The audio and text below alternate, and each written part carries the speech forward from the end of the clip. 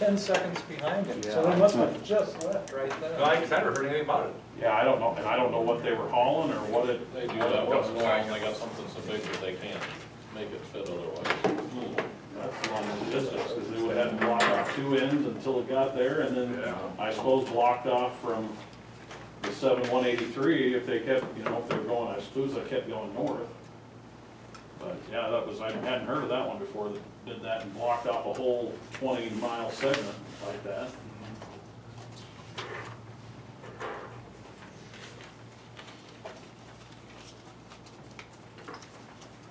Yeah, unless I was so tired that I drove right through a bunch of flashing lights and didn't even notice. Probably caused a wreck, didn't it? It was that, You don't want to admit that publicly on it was camera. that last beer you had before you took off to go. No. He said, all I gotta do is make it to Brown County and get out of Kippahaw County's jurisdiction. Well, I got 5 o'clock on my phone, so I'm gonna call the meeting to order. We'll start with the routine business. Open Meetings Act is posted on the northwest wall as always for your reading pleasure. Lisa, would you go ahead and call the roll? Dustin? Yep. Sean? Here. Brad? Yep. Kent? Here. All present and accounted for. Would you all join me in the pledge of allegiance? I pledge allegiance to the flag of the United States of America and to the republic for which it stands, one nation, under God, indivisible, with liberty and justice for all. Thanks, everybody. Move on to the consent agenda.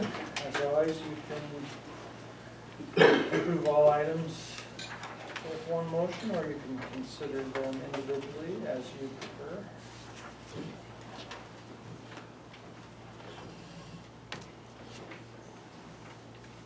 I'll make a motion to approve the consent agenda. Second. Motion and a second. Any discussion? Call the roll. Sean? Yes. Brad? Yes. Kent? Yes. Dustin? Yes. All right, move on to the mayor's appointments and report. No appointments tonight. For report, I can report the fishing was good last Wednesday in the Gulf of Mexico. Order. No sense rubbing it in. Congratulations to the Ainsworth Bulldogs. That was a great run they had and a great season, so we're all proud of them. And other than that, I guess as far as city business, and maybe Lisa, I'm sure Lisa would mention this later, but I was going to mention that Lindy, thanks to Lindy for all her years, but she has started a new job this week with the FSA over at across the street, down the block. And so, yeah, we wish her success there. It'll be a good deal for her, but we're going to miss her here. She always had a smile when you came into the office, at least for me. I don't know about the rest of you. Anyways, other than that, I don't have anything else to report unless there's any questions. Go ahead and move on to the, we'll open the public hearing for the 1 6-year street improvement plan at 5:02. And we will let it remain open for a little while in case there's any comments, which if there's anybody right now that wants to comment, I have a comment. Tony. So, I've been on city council twice. Was on city council the last time we did a street improvement project. Pine Street and First Street have been on the 6-year plan for the better part of 15 years. The process to do paving districts is fairly involved. It takes a fair amount of time.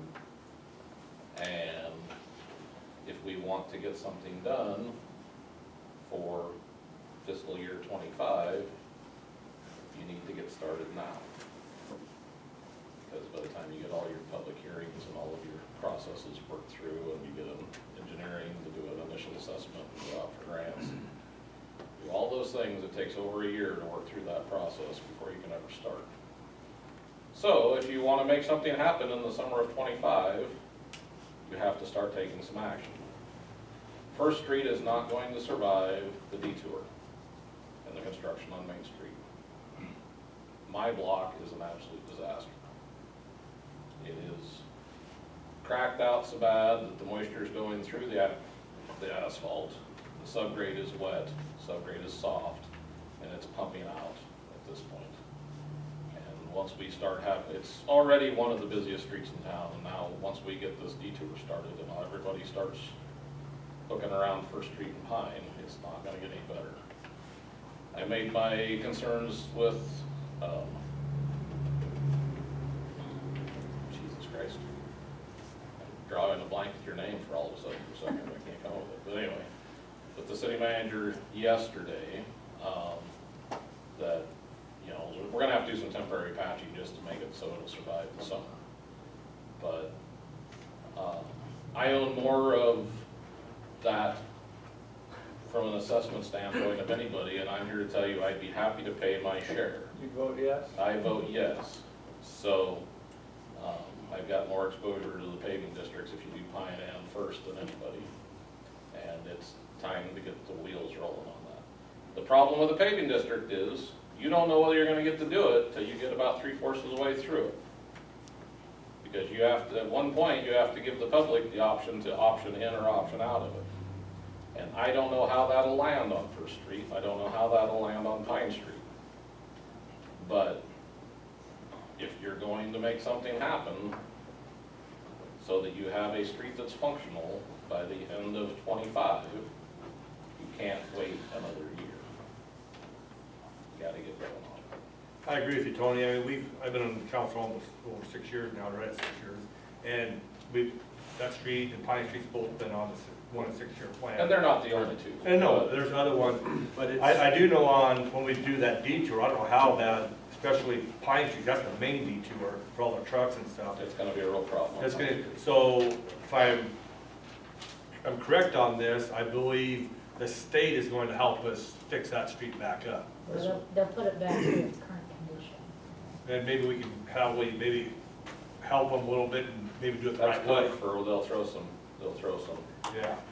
Amsoil on it. I know, because when we did that flooding on Harrington Street, we had to put it back, the way it was before with the FEMA grant, and it was just a disaster. And I'm hoping that's not what we have to do on Pine Street again. Because if they're gonna spend some money and then we're gonna end up a couple of years turning it back out, maybe we can do it right the first time. And I agree, you know, First Street, it's been a mess for years. And I think we've done a study on that one since I've been on First Street on what was gonna be done on that. Did we, Kevin? And there could have been, wasn't there a study done on First Street? And maybe widen it a little bit, like a foot each Probably way? gonna have it widened, and a lot of it, quite a ways up past Co-op, you're gonna have to take most of your, it's like 6 foot you're gonna have to take out of the yards on the north side of the street. I don't know how good that's gonna go over. But if I, well, I've lived through a paving project too, the last time we did one. And that's what we did on these streets in the other part of town. And there's some headache, and there's people on both sides of the issue, which way they do it, but I'll echo these sentiments, only from the financial standpoint. I don't know when we're ready, Lisa, you can speak to that. But it is definitely a high priority in my book too, because you just can't keep top coating forever. And that's kind of, Tony, we There's- talked about there's, that yesterday. It's, and I had a Can I- minute, can I- yeah, sorry. I was looking here, both of those are listed for concrete. Now, some of them in our plan here, we're not beholden to this today, but they say asphalt. But even then, we looked at it and the price was about the same, and it's a no-brainer which way you go when you do that. For making, if you gotta cut it out and do a sewer repair or anything else, you just run concrete as opposed to trying to do a patch. But it's another infrastructure need for our town. Well, there's no process. And then I'll shut up. If I'm right, property owners can start the petition drive, or the city can issue the petition drive, and there are different amounts of, I don't know Positive. the details on, but that's the way it was last time. Because the city initiated and some got in, and then another street over here, I'll just use his name, Francis Bejock, got this one back in. he said, no, we're going to do it, and he convinced enough neighbors, and then they re-petitioned that one back in. I think that was that after? For the one vote? block of it, yeah. Or for two. One or It's- two, yeah, not It's the done whole for thing. two, yeah, just the 2 blocks right there, not the rest, but. You know, the last time a paving district was done, we had this patchwork because they were all separate and you couldn't put them into one. So you had every one of these individual streets, nothing tied them together, They so didn't connect. each street We was had either several voted in voted or out. down. If you utilize pine, and especially if you utilize First, you can bring back in elm and some of those that got voted out. I would encourage you to talk to the superintendent and the school board ahead of time, this time, so that you don't get surprised with the school board opting out all of its property on Elm Street that killed that street They did. the last time. That's So what kept if you that one use out. First Street, you can tie in and make this one paving district as opposed to the patchwork of a half a dozen paving districts that we tried. And Years they're, ago. they're gonna take some of people's, well, probably technically, it's not my lawn or your lawn, but but it's gonna take some of the right of way.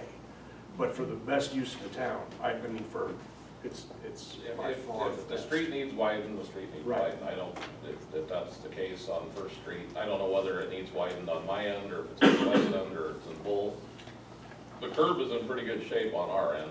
I can't speak to how it is on the west end. I think it's in rougher shape, but, It's all new curb there. It'll all be done. And it'll all get. Or do you think last time it was a little on both sides? yeah. That's Well, probably, they widened some of those streets, I know, and reshaped them and did all kinds of stuff. And whatever they do, I'm for. I need to pour a new driveway in front of my house. And the slope, well, I've been patiently waiting for a decade for a new driveway.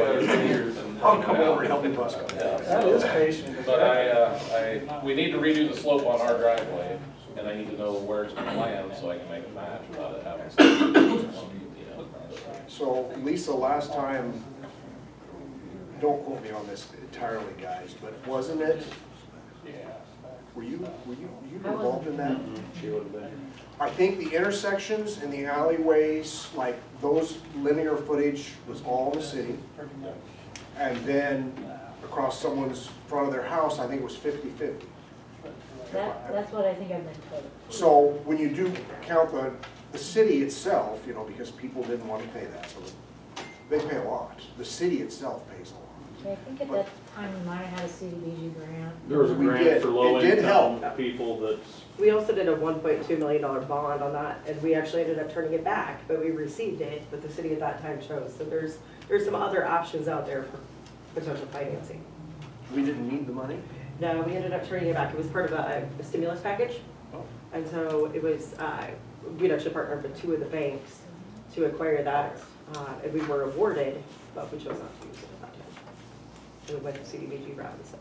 Nonetheless, I'd sure like to see some fresh concrete in front of my house. Whenever you do, I would too. Make it happen. Got one yes vote. Huh? We've got one yes vote. Yeah. We can count on. Well, Lisa, financially, I mean. My vote goes quite a ways, because there's quite a few linear feet. And you need a short project, so you've got 51% or whatever that is, our attorney. I Well, mean- yeah, I mean, it's a big project, and I think a lot of why it's been pushed, at least since I've been here, is just seems like we kind of jump from one project to the next, to the next, to the next, and, you know, with any one fiscal year, and we've had some stuff come off debt service, actually the 2010, loans to both banks, that was part of that previous, that Kristen was just talking about, just got paid off here within the last couple of years, so, you know, as you open up more debt service, you can do more. So, and I know, I was telling Tony yesterday as a council, I think we've talked about it a couple of times, we know that's probably the next big project when the Main Street, project is complete, so. The reality is, if you get started now, the Main Street project will be complete before you get started on this anyway. So, The only thing is, we might need to pick our project based off, you know, you talked about tying in a lot of other blocks, but if we only got enough to do X. And I think that's why it's smart, I mean, I know what you're saying, from a funding perspective, we still don't know how we're gonna completely shake out on, Main Street. And you know, what the city's final tab is gonna be on that, and that, you know, you kinda, I would think you would kinda wanna know where your debt service is sitting before you tack on the next project. That's just my own how much money's been put away for the Main Street project? Because we've been talking about that project for a decade, and we're supposed to be squirreling money when I was on city council for that. That was in heat when we applied for the first grant. I remember that. There's several different sources of funds. There's some CD funds, there's some money market funds, there's some general reserve funds, there's some ARPA fund, you know, we have a general pool of funds. There's some pool of money put away at this point to help offset some of that. It's just a matter of what is the debt service ask, you know, once you get that all hashed out, once you get any potential grants. At this point, we're probably not looking at any big grants, but there might be some smaller ones that we might be able to get yet, so. Well, I won't take up any more of your time, I just wanted to say my piece about the street, so. Along Tony's line though, I realize the city has to watch out, you know, what money they have available. But if the paving district was initially started now, and then you find out after the Main Street project is complete that you have tapped out the lion's share of your funds and you don't have enough to, excuse me, continue on with the city's portion of the paving district, can the city then put a halt to it? Let's say the citizens did a petition. Yeah. So you could start it now, or it could be started now because it does take quite a while. And then if you find out after the Main Street project that there's not enough funds to handle it, you could put a halt. And Well, there's certain precursor work too, that as Tony said, you know, it's likely, I would imagine, that we would have to do another feasibility if we wanted to go forward. You'd have to have Olson come in. Because I think it's and look old, at the right one that we away. have is probably more than 10 years old. So Yeah, not there's knowing some the things like that financials that of could Main be- Street, you could start it. It could be started now. You could lay the. And the biggest question your people in that district are gonna wanna know is how much it's gonna cost them. So you'd want some kind of Your engineer. engineering estimates and let them know, hey, it's gonna be X per square foot. Cause there's a lot of misinformation that got spread the last time they did one of these that probably could have been combated a little bit. You had some people going door to door, basically telling folks to vote opt out, and didn't tell them that they were low enough income that they could qualify for a grant, that they wouldn't have to pay anything. And then it didn't have to be paid all at once. It Right. could be paid over, was it 10 years? 7. 7? Okay. I think we should start the process, especially after the Main Street. Because Pine Street's gonna be wrecked, and like Tony said, First Street's gonna be wrecked. First Street's already. Well, I mean, worse than it already is, but once the detour traffic gets going through there, it's gonna be way worse. I have to commend Kevin though. He's leaving that great big pothole right out in front of the city office, or city shed. So the rest of the people around town can say, wow, why aren't you fixing our potholes? Kevin says, look at this one. I saw an antenna sticking up. That's our speed trap. That's why we slow them down. Yeah. That's how we slow them down.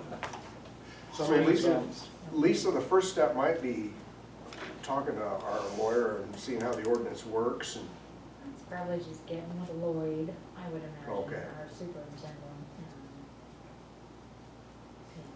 Probably working with, well, I imagine we'll have to do an RFP. So it's just, yeah, we'll just have to kind of iron out the process and see what parts we can do now. Probably a nice long checklist for paving district projects. Well, that's my point, is it is a process. When I was on city council, it seemed like half of the time I was on council, we were dealing with that paving project. And it just barely got started when I got off 4 years from when it began. So it's a fairly drawn out procedure. If there's any pushback, it gets drawn out a little bit further, but, you know, I'm afraid you're not gonna have much of a street left on a couple of these streets by the time you get something going, if you don't get to moving on, so. there's no other solution. It is. I mean, and one of the problems is the worse these streets get, the more the subgrade gets wet, and then it's just that much bigger of an issue when they do go to do something with the paving, because then they gotta pull all the subgrade out and relay dry fill back in, and recompact it all, because it's all gonna be a wet, gooey mess under there, so. Anyway, that's my 2 cents for the night. I told a couple of council members at the time, for those districts that opted out, I wouldn't touch your street. I wouldn't fix a pothole, I wouldn't armor coat it. I wouldn't, literally wouldn't touch it on maintenance. If it opts out, there you go. And then pretty soon they'll be wanting to come back and opt in, so.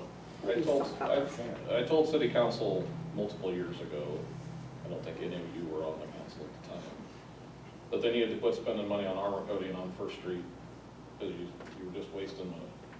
We already have nearly 6 to 7 inches of armor coat above the manholes on First Street. We've armor coated enough. Whatever that amount is, that's plenty. It's time to do something different. So, is what it is. But we raked a bunch of it out of my front yard, hauled it away over the weekend, so. Anybody else have comments for the 6-year road plan they'd like to share?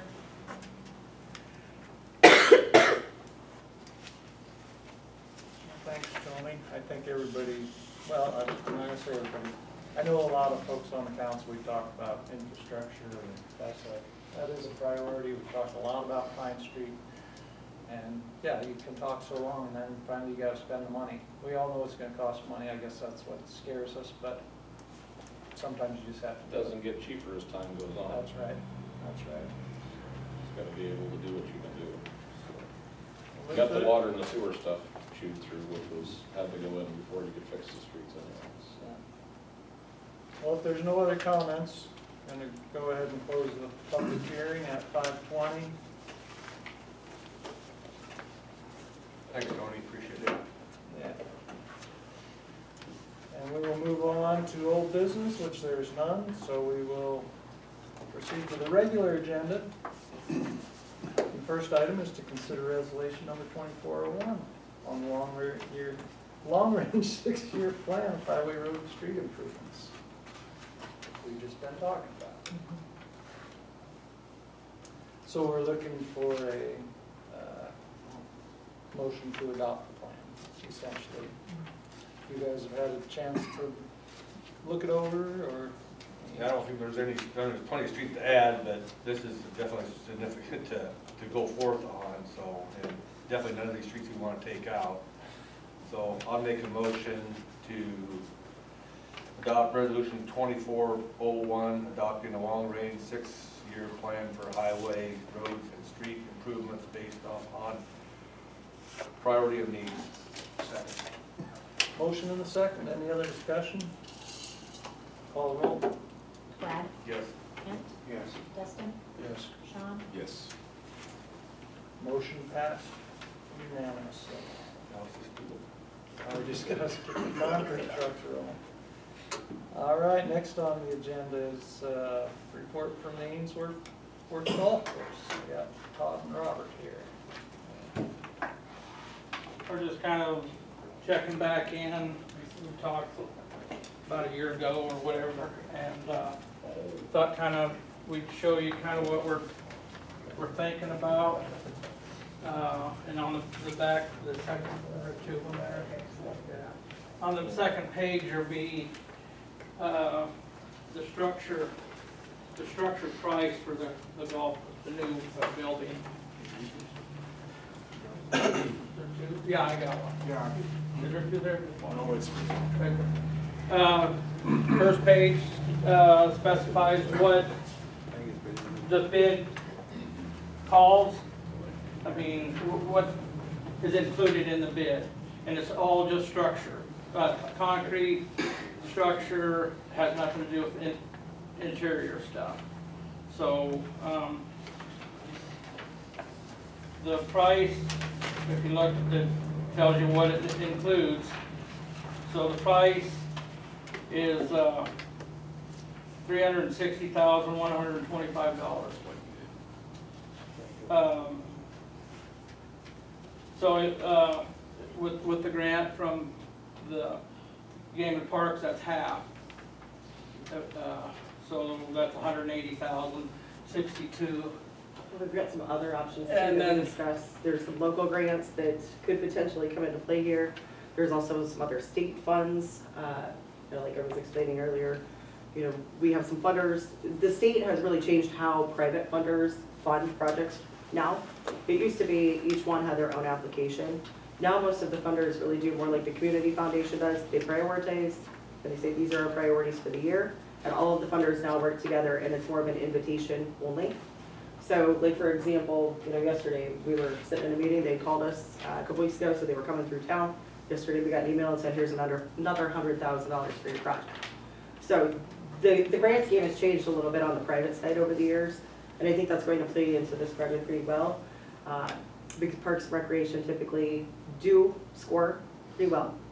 Number one, you've got a different age demographic, so you've got younger people that could potentially use that golf course, you've got older. We've also talked a lot about what it does for the community in terms of bringing people in. You guys, you know better, I know we've talked about it. So for example on that, our youth program on Wednesdays in June, it's an average of 60 to 70 kids every morning out there. Julie McKeel, which is the golf coach, has showed an increase in middle school. They started middle school golf now. They've showed I think she said she's gonna have 14 kids in the middle school golf program, and she got 9 new players as freshmen going from the middle school to the senior level of golf. Our golf course is hosting district golf this year for the high school on May 13th. 13 to 14 teams, approximately 50 to 60 kids. Some of the towns are far enough away, it'll probably bring money into the community through hotel, food, gas, everything. We're hosting the Sand Hills Cattle Association member tournament on June 14th. That's going to be about 60 to 80 people. Some of them will probably stay in town, gas, food. And getting back on the actual clubhouse, I talked to 2 bankers today, Homestead Bank, Greg Souls and Doug Weiss, West Plains. And they were both in agreement of finding ways that both entities would help with the pledge money, of figuring out how we're going to do it. The only thing with the golf course is we're not the complete 501(c)(3) to where C3 to where it's completely tax write-off. So we got to find an account, if it's through the NCDC, the city, the Brown County Foundation, to open an account to where people can donate money and then it'll be a tax write-off. I have a personal friend that lives in Norfolk that has a cabin by the golf course that's already asking if we got an account set up because he wants to donate anywhere from $5, $10, $15, $20,000, but there's no account set up yet. Yeah, and where that came from too, I guess a little bit on the financing side, we've done this on some other projects, so we would take those pledges or any actual cash in hand. The bank is actually going to loan against those, so as we're securing grants, as we're moving forward, because most of your grants, they don't pay 100% up front. Typically it's a 50% or it's a disbursement and then it's at the end. And in this case, it would be a certificate of occupancy. So for example, right now I'm working with Doherty Foundation on another project, so Doherty and Sherwood. And with that, NCDC is actually one of the individuals that has been interviewed and has been approved to oversee construction for Doherty's funded projects. So, I think we've got some good opportunities for grants. Also been discussed, and it's just been discussed, there's nothing set up yet, of maybe if we can get 20 people to pledge $5,000, there's $100,000. So that takes a big chunk out of that. I mean, so we've got to get things set up before I can say this or that. I'm just kind of giving you an update on kind of what's been talked about. You guys have, I guess, the city council originally came to us and asked if we would kind of help out with this project, I guess. And it started with the Parks and Rec. We had originally talked about we really need to have a comprehensive park plan or Parks and Rec. Because everybody has a project, everybody wants to do something, but you know what, everybody's time and money and resources are valuable. So how do we essentially make the biggest bang for our buck at any given time? So, I guess I do commend you guys are all volunteers out there too, and I know you're a little bit short on staff. We've talked about how we can help with that potentially, but the other piece being is, I've been at several of their meetings and they've done a good job of getting their numbers together. So I commend you guys for at least taking that initiative to do that. Originally, when we sat down with Kelly, Steve and Kelly got together. This is you know, when all this is approved, then we'll go out for bids to make sure that this is the lowest price, you know. Yeah, We'll go out to the local carpenters and stuff, but, when we originally priced it through Kelly, we had him come back and we went through, and on the last page, kind of shows the way the bar is set up, the inside of the clubhouse set up. We went through and had him figure out move-in ready. I mean, that's the coolers, the tables, everything else. Right now, I'm waiting on an itemized bill on that, but right off the top of his head, it's gonna double that 300, so it's gonna be close to 750, somewhere around there, $1,000. So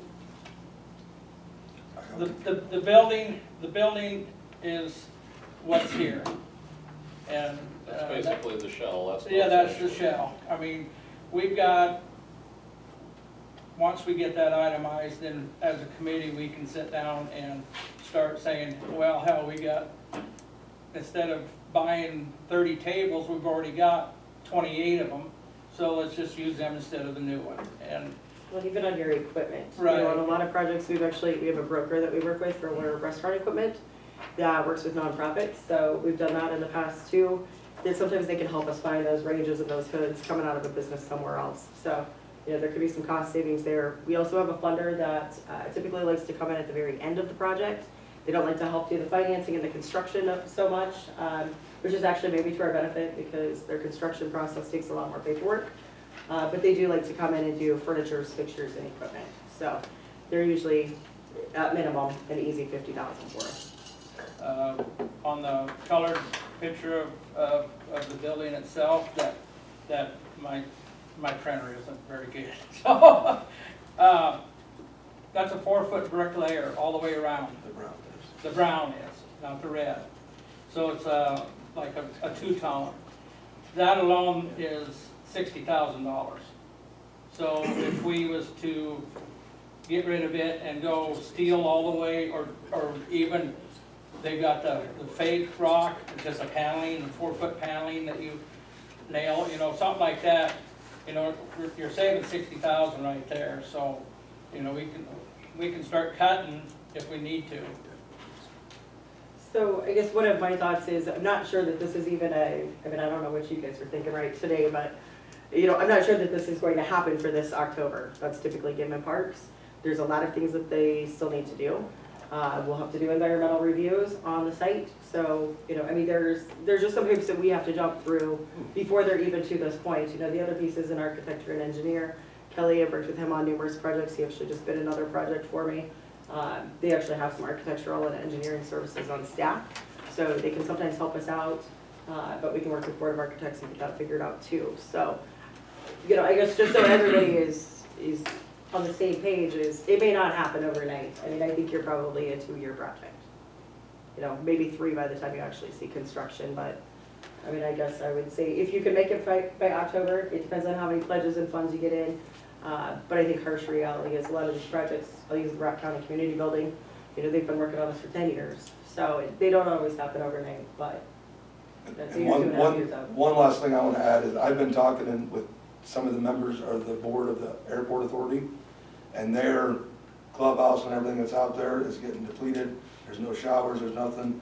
And a couple of them members, or board members on that, if we locate this close enough, there is maintenance roads of the airport that if Lance was to put signage up and do a safe walkway bridge over the canal, as long as the district lets us do it, on our plans, if possible, to get their help, we could add something in the back of like a shower, like lounging room, and then the pilots that fly in would have the combination, and like Jason Good gave me the comment that they'd use like the call sign of the airport, that only the pilots really know what that is, and they'd have a spot they can lounge and take a shower, get something to eat at the golf course, you know, whatever, while they're sitting in town waiting. And that also kind of opens us up. I mean, I think it's good to see you guys working together. You know, between the airport, number one, we always have said for years, I mean, Kent, you guys have been on the council, we've talked about it's an underutilized resource. And, you know, knowing that and knowing that you guys are partnering together, that's gonna help you guys score better on your grant apps too. And it may also open up some other funds for the federal side of things on the aviation, just because they would be a partner of that project, so. So I guess, just kind of an update, keeping you guys informed of how we're coming along. We've talked to Kristen a few times, and I know we need to get the rolling on it, because the parks grants and stuff, I think you are about there, ready. And with dealing with somebody out of town and stuff, it's, I can't push it any faster than I am. Well, I think the other thing to consider too is, you know, when the city had originally started this process, you guys have to have time to budget for a project, whether it be incoming and outgoing. I mean, if you have grants, we've got to have a grant line item in, we've got to have grant line items out. So, I mean, I think those are all things that we have to be aware of. We're giving you plenty of time to start budgeting. Well, that's my question, like, what are you anticipating on us to budget for this project? Are we talking 300,000, 500,000? Without knowing what the interior has been priced, but $180,600 or $180,062.50 is half of what the bid is. And that's what your half would be, because it's a 50-50. Now, as I said earlier, if we start getting some other grants for that $180,000, if we can raise $100,000, you know, get, like I said, 20 people to donate $5,000. There's 100,000 of the 180, and with the grants, if everything worked right, 0. Yeah, but that gets you a shell. Yeah, right. But the biggest thing for pledge and grant, we would try to get as much as we could to get to the half, and then ask the city for the main help if we can't get there. But I think there's a lot of member involvement, and even like the person I said earlier doesn't even live here, you know, but he stays in the cabin right across the road, and he goes over and plays golf, eats supper, has a couple beers, you know, whatever, and he just wants to see, you know, something happen. Well, I'm all for it, I just don't, can't say I'm all for it, I guess 100% if I don't know the final numbers. If it's even something that we can afford. I understand, and at this time, without having the itemized number, because you're gonna have to, heating and air. Of course, we've got a fairly new furnace out there, an air conditioner, but I don't know if is gonna be big enough. New sewer, the water, we can use the water line, we'll just have to trench it over to it. We'll have some soil sampling that you've got to do. You know, there's still a long ways, Dustin. I mean, they're not. Yeah, we're not asking for a decision today, we're just giving you an update. I mean, I'd say definitely just say keep doing what you're doing. I'd like to see a new clubhouse out there. That was kind of a rundown. Well, it's our old army barracks. You could have a substantial funding source from the Brown County Visitors Committee. They have Yeah. lodging tax funds that are strictly For for that. tourism enhancements. And I And think, there's very few projects that can fall under that, but a clubhouse could, and the last time they donated to anything on that fund that I'm aware of that was substantial, they put $70,000 toward the Veterans Memorial. and So you actually, can stretch what is called tourism enhancement, but it has to be used for that. And I wouldn't be surprised if you couldn't get 6 figures out of. so in our thought, I guess, packaging wise of what we've talked about, you know, to get us started is we would try to go after some of those pledges and some of those donations. I don't want us to walk into lodging tax and say that we have no money in hand. That's never a good grant. You guys had a proposal that came to you that was in a similar situation, and it came to ABC and it's a no vote. So you and I know that we need to have a little bit of skin in the game. So I think our process right now is we need to get those pledge letters out, we need to get the banks rolling, and then we go after some of the lodging tax funds so that we have our grant match. So we're in a position to be able to go after those bigger ones. You know, typically you want to have 50% cash either pledged or in hand when we start going for anything that's federal or state money. So that's a pretty good guideline. So we're a ways off, but And I think we originally said March update, so. Like I said, I'm waiting on the itemized, because then, like I said, then I can look and say, okay, we need a new heat and air conditioning, I can write that down. Okay, we need new tables, scratch that, we already got it, you know, so I can start looking at everything and then putting a kind of a number together that inside and out, you know, a better, because right now, like I said, this is just a shell. And once we get in the inside, it's gonna be a little bit different. You get fire, sprinkler system, you know, and who knows what that's gonna end up running. Well, all of those things, you know, I mean, you guys are in construction, you both know. You know, you don't always know your total project cost to start with. And especially where right now they can only get quotes and estimates. They cannot go out for bid yet until we have a grant secured. Because if we actually start putting things out to bid to get a final number, we actually jeopardize and we lose all grant funding. So ask Springview how that works out for them. They ended up having to turn a new vehicle back. So we don't ever want to be in that position. So Todd, where are you putting this out there? It'll be, In between two locations. Okay, we got two locations Theoretically. and it kind of depends. The one was they wanted to tear down the old one and put it right there.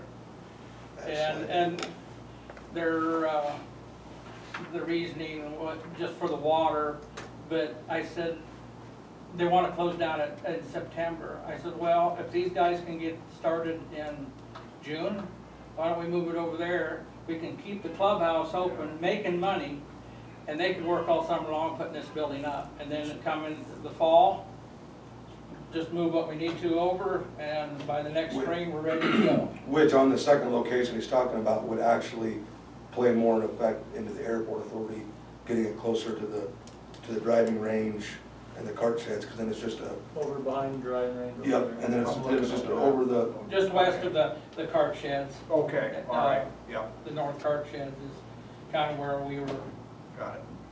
looking at. And don't waste your time building a bridge. Those pilots are gonna get in a courtesy car and run, right? Yeah, I was gonna say. They're not- there's actually already one there, actually. Yeah, they're not gonna walk that far. But they would, there'd be some guys that would if they knew that was available. Well, if need be, we'll throw some golf carts over there. No, there's, So, Are we done with that? I, Just on golf course updates, I got one last thing. So I don't know if everybody knows or not, we right now do not have a groundskeeper. He pretty much quit in February. And we've been trying to reach out to schools northeast, trying to find turf management kids coming out of college, give them a fresh start, you know, and haven't had really good luck there. Talked to a guy today from Valentine that has the knowledge and everything. It doesn't pay enough. We had talked the last time we were here, maybe it was 2 times ago, about seeing if the city could, since it is a city golf course, if the city could somehow tie in the benefits package of the insurance or whatever. And at that time, it was discussed because it was an 8-month contract or whatever. Now, both of our employees, when we have the groundskeeper and the clubhouse, are 12-month contract. And like your course superintendent, for example, our last one, he worked out there all year long. If it was on maintenance or fixed machinery. So that might be something else for you guys to talk about. Because right now, it's hard to find somebody that's got kids or anything that come to work. And if we keep hiring 73-year-old retired people, I mean, eventually it's not gonna work out. Hey, there's nothing wrong with old retired. I know. Are you There's an applying? application or? Yeah. until they start digging up holes. there's a quote for your Yeah. paper next week, right across the top. Mayor said. I think, and that's all that I have. Along Dustin's line, you know, how much is it costing, that type of thing. You guys are coming up on working up your budget, that type of thing. One thing you might want to consider is right now you have a ballpark figure of, say, 180,000. Could you, you know, like you do with the swimming pool and different things, could you, in your upcoming budget, say, okay, we're looking at our portion potentially being 150,000. It may not be that high with grants and that, but you might want to consider putting into your budget, say, okay, we're looking at this clubhouse, let's budget X number of dollars this year, next, to start building the fund. And that shows the good faith of the city also when they're, when people are considering donating money or going out for grants, that type of thing. It's just, because if nothing happens, the money's there, you can always take it back out. Yeah, you can always budget it. But, You don't have to spend it. but going into it, it'd be a lot easier if you budgeted so much each, this year, the next year, instead of saying, oh gosh, we need to come up with this much money. It's just something. I wouldn't anticipate anything from the general fund, to be honest with you, Dustin. I don't expect you guys have to try to budget from your general fund. With ABC available potentially as a funding source, coupled with some of these other things, I don't anticipate this would potentially be you guys having to try to budget general funds Yeah, but you're talking. to try to pay for. You're talking a potentially $600,000 project when it's done. Yeah, Or potentially. more. You would need to have that in a line item, but it wouldn't be It's not coming. general fund dollars that you'd be having to try to allocate toward that. So I'm basically, I don't want to get to a point where we're like, oh, the city needs to come up 200,000, whoa, what? You don't want that to happen. Well, I mean, those things would all have to be lined out anyway prior to any grant application. I mean, nobody can commit the city except for you guys, So in that case, they're going to have to work through some of the fundraising. Let's see how much they can raise. Let's send out some pledge letters. Let's get a campaign going. We'll help you put those letters together. And then, like you guys mentioned, we've got ABC as a potential source, and that was actually one of my questions is, can we do something similar to what you guys do for the swimming pool? Each year you set a little bit aside. I know that's probably not even going to be enough to cover an architect. However, it's something that shows that yes, we have some match in the bank, and it doesn't come from your general fund.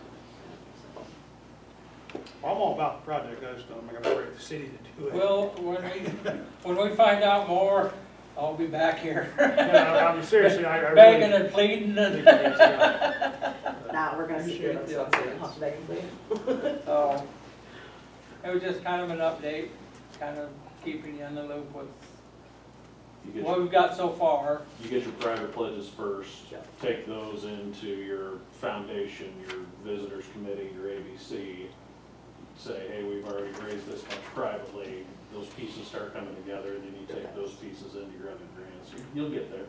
Well, I'm gonna use that Rock County building again.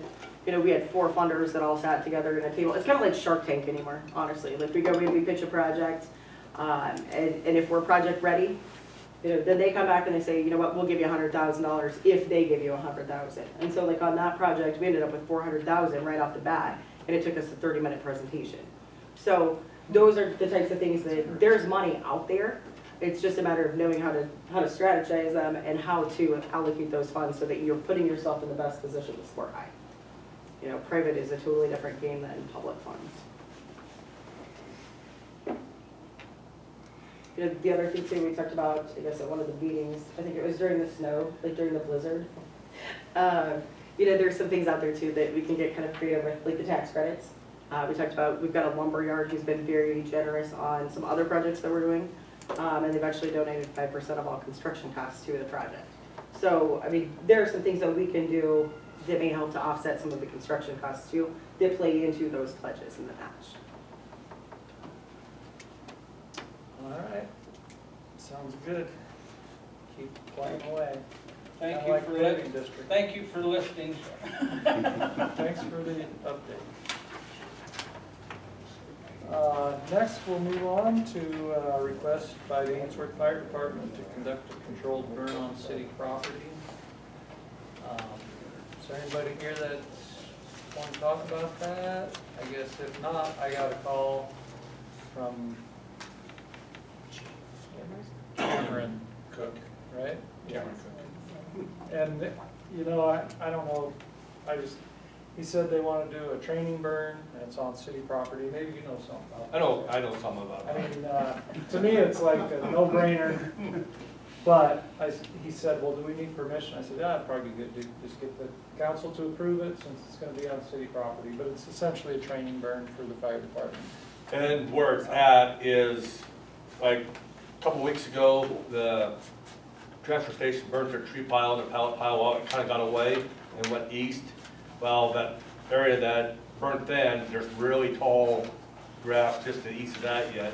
And we thought, well, we'll burn that off, that whole area back there, which would probably help anyway for potential future burns and stuff like that, that the transfer station might do, so.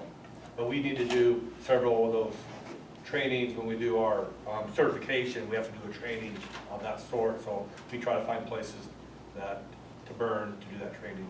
So you know what this field to the east? It'd be out.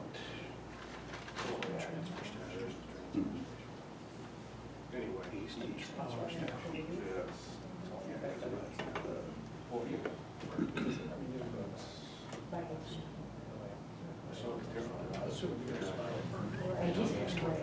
Well, do you need a motion or? Well, it'd probably be good, just to show. Okay, I move that we allow the Ainsworth Fire Department to conduct controlled burn on the city property out by the transfer station. Make a motion. Huh? Did you make a motion? Oh, yeah, I'll second. Motion and a second, any other discussion? All in favor say aye. Bert? Call the roll. Call the roll. You're getting there. Whatever. Kent, Yes. Dustin, Yes. Sean, Yes. Brad. Yes. You anybody get a word? Aye. I Motion carried. doubt Yes. if you would. All Yeah, right. this is motions for next year. Yeah, for the guy gives him a burn permit. Right now, we're in a burn ban, so we get to we get to it, so we'll see. Next on the agenda, we have 840 quarterly report from NCDC, and we've got Kristen here. Okay, I haven't seen the financials, I guess, from March yet, but I guess going after February 2nd, I believe this was, is that correct, Lisa? Yes. We were actually right around that $200,000 mark, a little bit more. Some of those funds are allocated. We actually had a request for an extension that was, I thought maybe would be on tonight, but we haven't had a loan committee meeting yet. So, you know, again, those are facade funds that have been allocated, just not spent down out of that fund. The extension.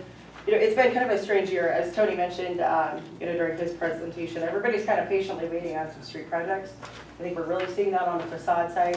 We actually have 6 projects that have said that they would apply for a facade if or when Main Street is completed. And if you think about 6 projects and you think about our current Main Street, most of the businesses have been updated in some way, shape, or form. Now, you've got some businesses that are wanting to do like a phase 2 or a phase 3. The way the guidelines are set, it says they can only do 1 project per situs location per year. You know, so I do expect we're going to see more facade, but I think we're gonna have to wait to see a little bit of construction too. Sales tax continues to increase. You know, that's an extremely positive thing for us. NCDC, I guess, just to give you guys a little bit of an update, maybe not pertaining to LB 840, but I think it's to LB 840's benefit and to the office's benefit. We actually have interviews scheduled tomorrow. We've taken on a new contract with also City of Bassett, so we're going to be hiring some additional staff. We know, I know, you guys know, I'm in night meetings almost every night of the week, so when you guys see me late at night, after here, I still have 2 more to go. So I can't be everywhere at the same time, and I can only do so much being 1 person. You know, we've changed our office over the years. We went from having 5 people in the office to having 1 in a part-time at about 10 hours a week. So, you know, those things have changed over the years, and we've tried to reflect that in your guys' LB 840 budget as well. You know, when I look back and we were full staffed, we were at $72,000 ask from LB 840. We're no longer at that, we're at 60. So again, you know, I know office is sometimes tough, but I think COVID taught us a lot in terms of there's a lot of things that you can do that you don't have to always be in the office. Sometimes you're more efficient when you are not. I know, Lisa, you get bogged down, people come in and they want to visit, and sometimes there's not enough hours in the day. So I know I was up at 2:30 is when I started my day today to make sure that I was prepared for all of my meetings. So, I mean, keep that in mind, I guess, you guys. Like I said, sales tax continues to increase. I've had 2 projects for the old Golden Steer building. So those could be potential projects at some time. I actually have more requests right now that are in the process than what we would even have money to fund. Actually, 3 of the 4 that I have currently are bigger projects than what we even have money for. And we can only fund 50% of any project at any time. You know, we had a $1.2 million project here recently. We actually financed it outside of LB 840 because we don't have enough money to do that project.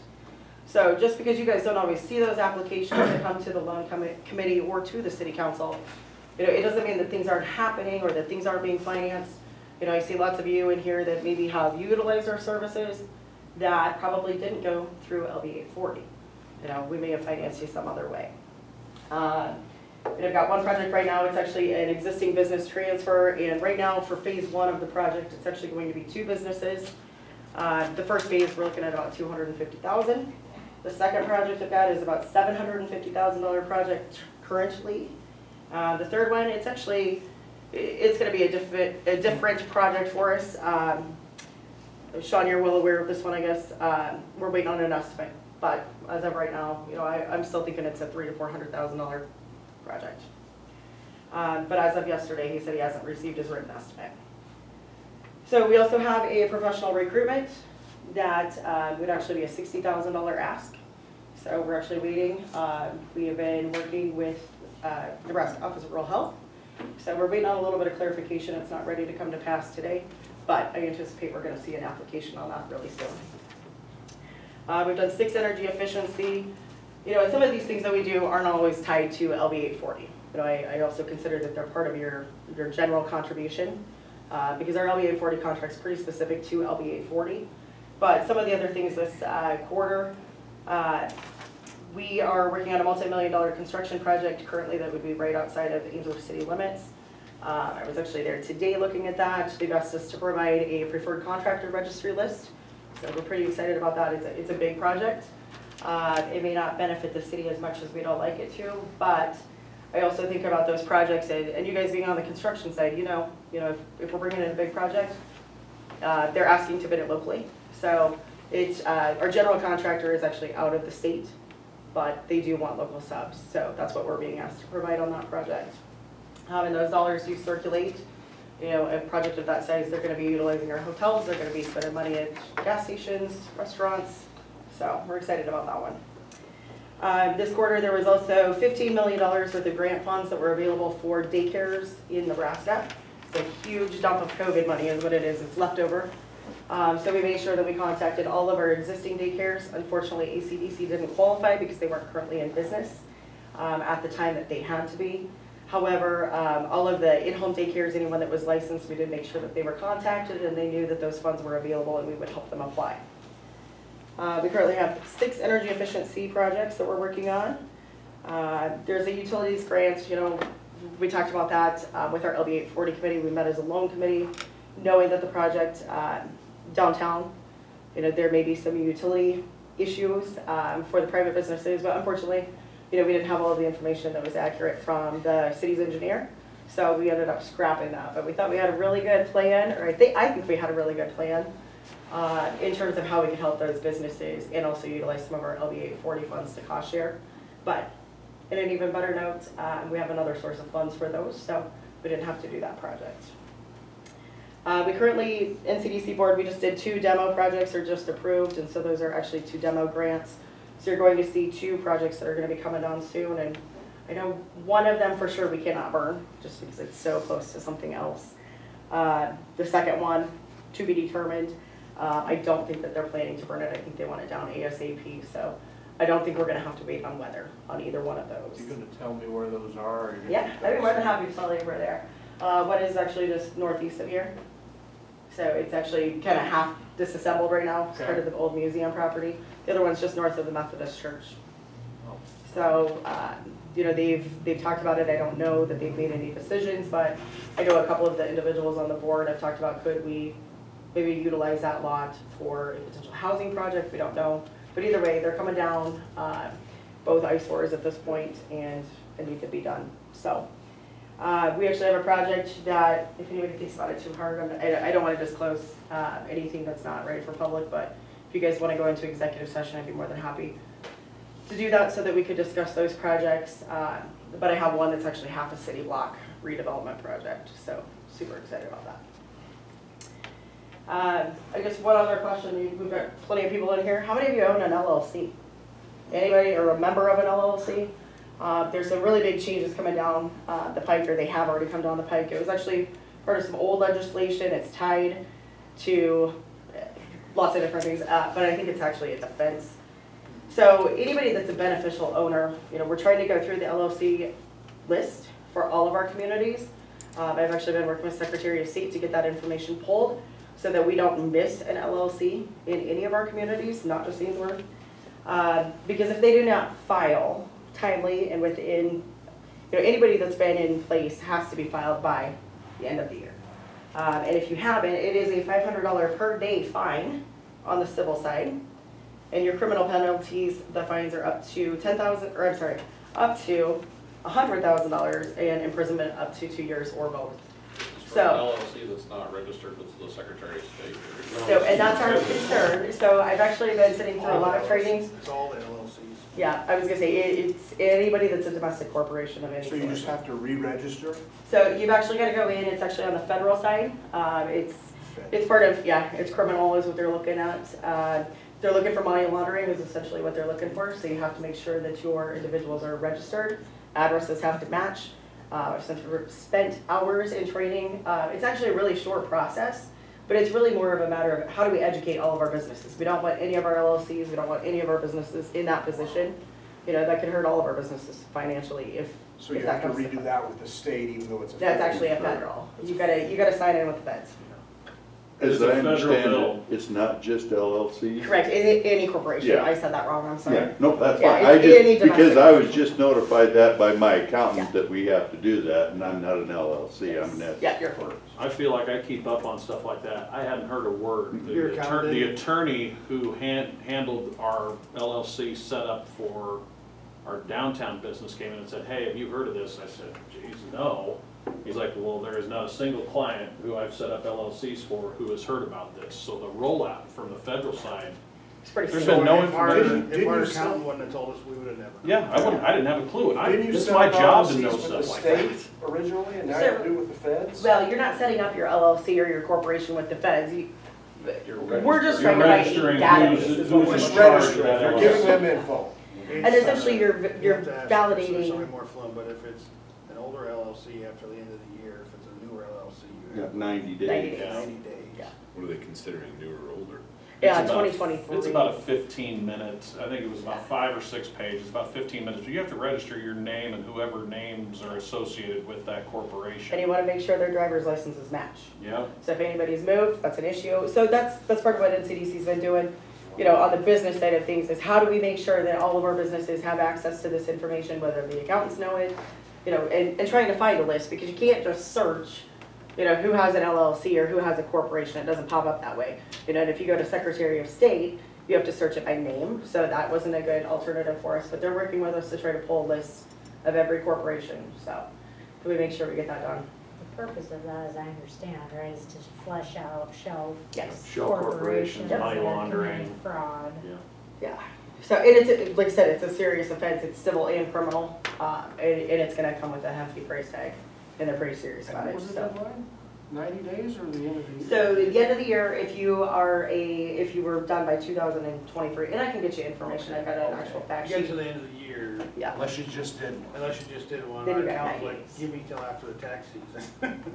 That would be. yeah, and like I said, it's a really short application process, but, you know, if any business needs help, we're always here to help them fill those out. You know, other things, I guess, rural workforce housing, you know, that wasn't necessarily this quarter. We're still struggling on that, but I feel like we're getting a little bit closer. I actually have a meeting later tonight after Bassett City Council. I have an individual who would like to invest a significant amount of funds, we believe, in rentals. And he's actually flying out in the morning, so he's going to be leaving the country. But if he were to come to us, he actually thinks he could utilize that entire fund. And we would also be looking for some LB 840 funds, probably both in Bassett and Ainsworth. So that could be a pretty significant one for us. Other things, you know, Civic Convention Center financing grant, that was $562,000.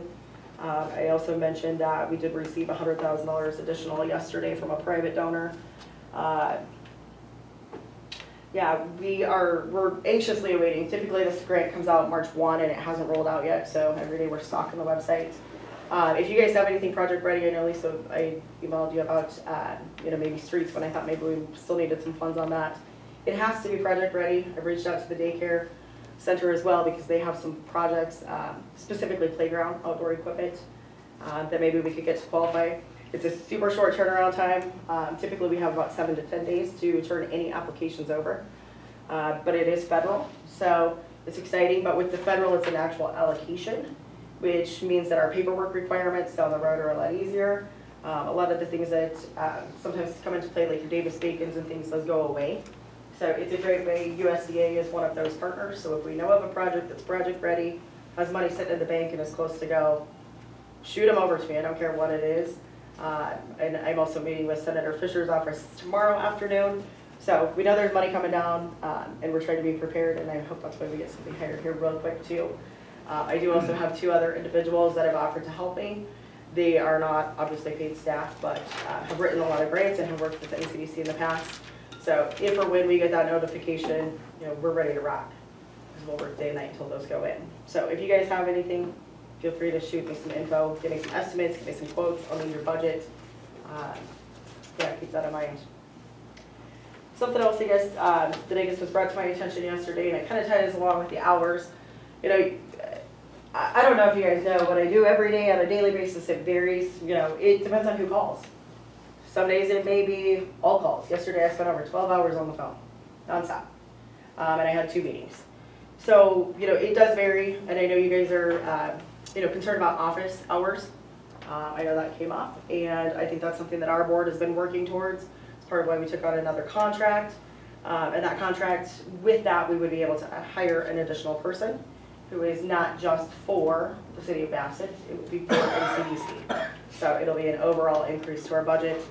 You know, and like I mentioned in the past, yeah, we were full staffed at a higher dollar amount. So we've learned over the years, I think, how to work more efficiently, but you know, we do also know that there are limitations to what 1% can do.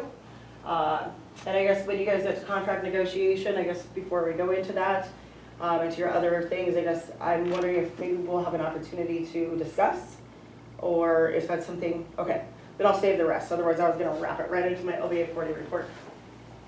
I've just got some things that I think would be helpful to you guys from the city perspective, while you guys are looking at making a decision. I have some questions Yeah, here, real that's quick. great. It's gonna be lightning round, so yes or no. Okay. You said the businesses are waiting because they don't think the project's gonna go? No, I don't think it's that, but if you're putting in new sidewalks, you know, at one point we had several that wanted to look at sidewalks Okay. and new street front. Right. You know, do you really want to put in new windows when we're coming through and doing all this construction? Probably not. Did you say this big project was outside the city limits?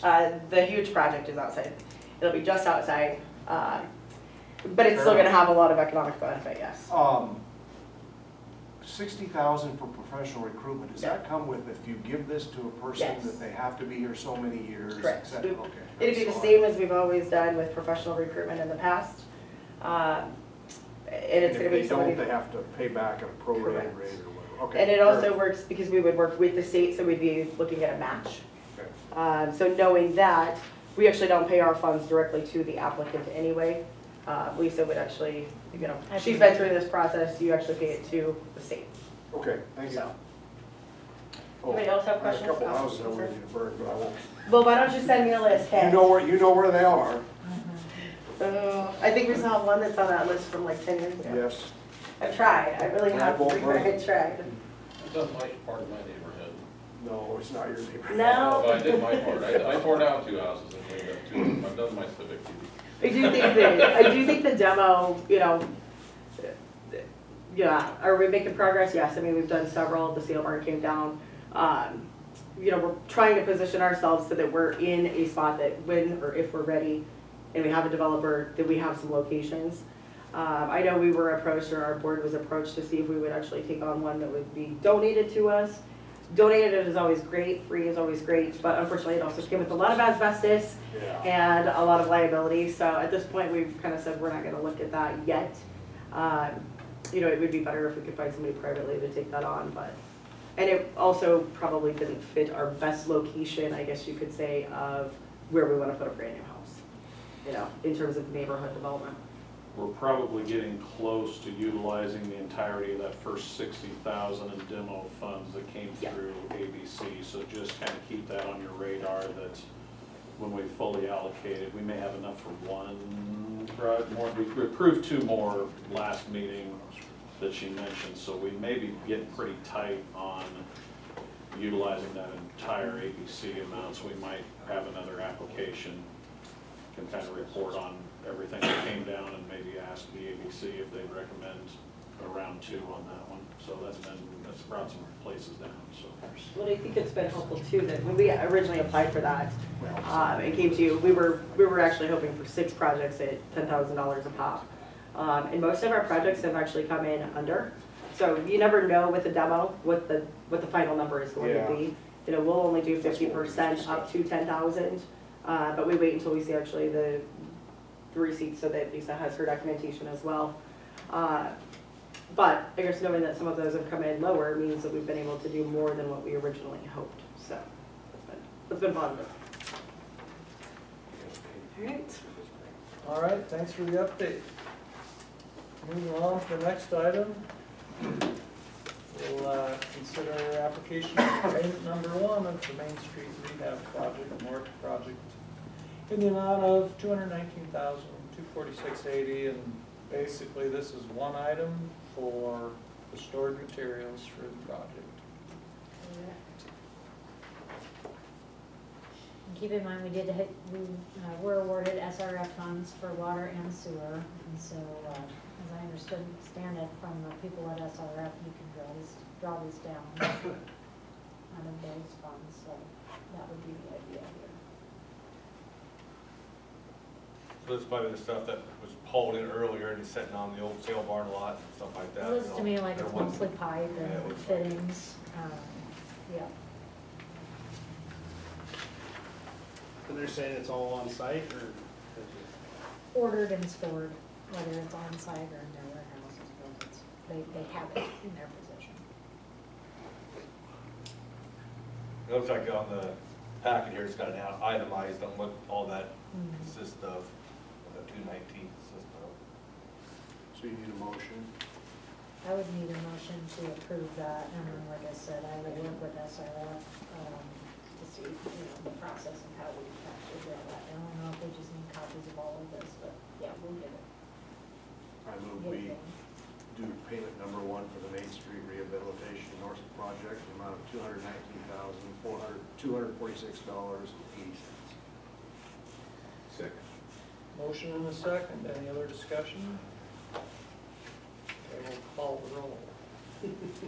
Dustin, Yes. Sean, Yes. Brad, Yes. Ken. Yes. Motion carried unanimously. Gotta pay the bills. We could do a lot more if we didn't have to pay bills. Yeah. We have to pay it. All right, next item on the agenda, and there may or may not be, discuss and consider subcommittee recommendations. I can tell you on the law enforcement and economic development agreements. Nothing to report on the law enforcement agreement right now, but I don't know, did you guys have anything on economic development that you wanted to report? We met with them, an individual, we were waiting for proposal back, so we're in negotiations, I should say. Okay. So there's nothing really to report or to decide on right now. No action to take. Sounds good? Can I make a quick comment? But I guess I was brought in a little bit after yesterday's conversation. Unfortunately, I am one person and I'm a staff person, I am not the board. So I don't make any of those decisions. But I do know that the board had asked me to pull some information. So I have a little bit to share with you. I know that it was thrown out that maybe the city was looking at hiring their own economic developer, and they felt like they could do that for $40,000 a year. I just want to let you know, City of Valentine, no experience, their wage is $55,282. They also provide benefits. And again, no experience. They also provide match, so they're coming in at $77,077. They also are still paying out of their general fund to belong to CNED and things like that. So you're going to see that across the board. Our annual salary survey actually comes out at the end of this month, so I'll be able to provide that to you guys when you're doing your considerations. But I at least wanted to give you some kind of comps for us. Alliance, which is part of Box Butte, their base pay is $60,000, and they also do family contributions and benefits. City of Atkinson, their base pay is actually a little bit lower. It comes in at $41,600. But only part of their person is actually for economic development. So they pull 40% of that salary from LB 840, and then they pull 60% from their general fund. Because you can't bill out LB 840 at 100%, and they do have their person not working economic development full-time. But they do offer a very competitive benefits package. They offer full family health, employee dental and vision, $15,000 life insurance with a 5% match in retirement, and that's also base pay, that's no experience. We also worked with NPPD a little bit, again, trying to pull some of that salary data for you a little bit early because, again, that report's not available today. But they were able to send us some numbers. So for the 2023, which would have ended in December, survey respondents had a wide range of annual salaries. The lowest reported wage was $32,487, and the highest reported salary was $175,000. So this is just in Nebraska. Those who indicated that they were the top executive in the organization reported an annual average salary of $84,929. The lowest reported salary was $41,000, and the highest was $175,000. What's that on? What's Is that? that economic developers? Yeah, that is only economic development. Okay, this committee is only dealing with somebody to administer the LB 840 funds, which is the equivalent of 4 to 6 projects Potentially. a year. 4 to 6. But that also means that your economic development services, you know, like the golf course. You can't mix the two, is what I'm saying. Yeah, I don't You disagree got with the- that, You honestly. got the development, economic development person, which is much needed and way underpaid. Well, at $12,000, I can assure that my board is not going to vote for that. But For what I'm 12,000. saying is the city of Ainsworth, $12,000 is more than any other city around here. So I just want to throw some numbers out for you because actually I go to the city of Bassett next, so I'm going to have to jump here soon.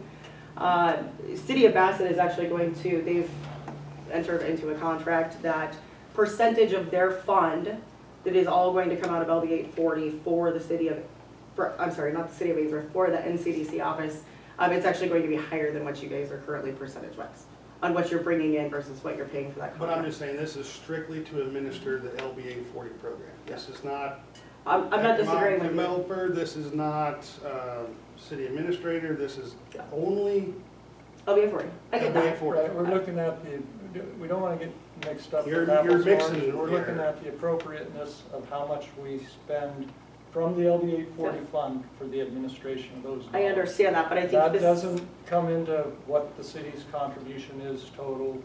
We're just talking about from the LB 840 fund. Okay, So don't- but please from an don't get those economic mixed up. development perspective, and I guess Greg, you're a board member, you can speak up here. You know, our budget is based upon what we bring in, obviously, from all contracts, from all communities, and also general funds. You know, you guys are at 12,000, so don't put that in the back of your mind, because all of these other projects, the golf course, those go away if we don't have a contract with LB 840 services. I'm Or not- I'm not saying the amount is not needed to be looked at. You know, Lisa and I have had lots of conversations on this.